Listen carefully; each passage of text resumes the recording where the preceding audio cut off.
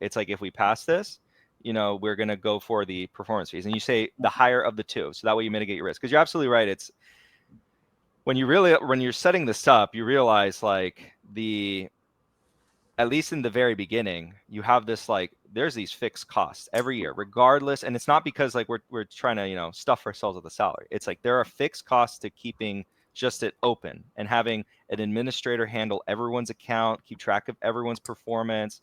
You have to get a lawyer involved. Yes, you have to get a lawyer involved. Like all these people cost money. You got to get a tax expert involved, right? So it's like boom, boom. And like I said, you want to add more cost to it. Yeah, you put an S&P 500 comparison, and yeah, you basically double your cost as soon as you do that, which is fine as when you're big. It's super fine. When you're like really large and you want to throw that, payment at it, which I'm actually learned also, it's also complex, is when you go back and change your benchmark. That's why these businesses are super sticky. The moment you include that as your benchmark, as MSCI Global Index, for the MSCI investors out there and who love that business, the moment you do that, as a fund, you're pretty much never going to change. They can raise the prices on you, and you know what that does to you. Ideally, you're big enough that you can swallow that, right? And you're always going to still run above that. But technically, they have you in their hands, because if you want to go and change that, it's very complicated. You have to go to almost every LP and talk to them, have that conversation and say, hey, we're changing our benchmark. Are you okay with that? You can't just say, oh, benchmark changed. We're switching over to S&P Global. And, oh, MSCI, you can't raise the price by 20%. Screw you. Nope. Yeah. So one thing that I think because I'm expecting you guys to produce above average returns, I think you can set your fee structure to be shockingly attractive to people who are only expecting average returns. So for example, you could even set up the fees where it's like 1% flat, and then above like 20 or 25%, you take half. And then some people are going to take a look at that and they're like, 1%, I'm only ever going to pay 1%. Oh, who's ever expecting more than 25% returns in a year? Like there's a whole category of people who are just happy with like 10 to 15% per year. And if you hand them a fee structure that is ultra cheap, if you barely perform or barely beat the market, or only do 5 or 8%, and then you personally get to collect massive dividends on the bumper years, where you like, what'd you do last year, 70% or something like that, or was that 2 years ago?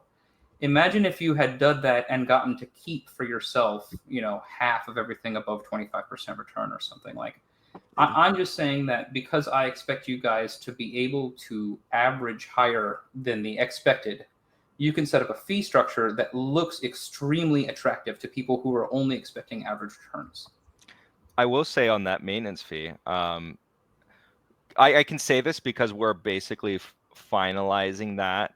So we're not finalized on the amount, but individuals or investors who are contributing a certain amount that's undetermined above what we expect, they will be getting a fee structure. Not the ladder, but the maintenance is lowered.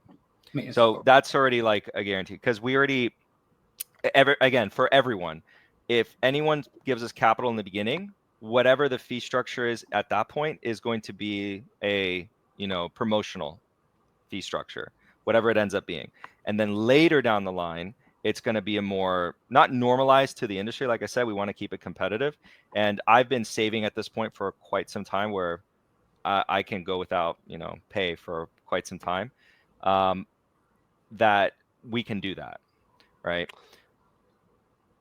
I will actually bring up that's an interesting point on the performance one. I'm going to bring that up and see, how I believe in you guys. I believe all of you are going to, like, your team is going to produce above average returns. And because of that, you should structure your fees to be extremely attractive looking to people who are only expecting average returns. Yeah.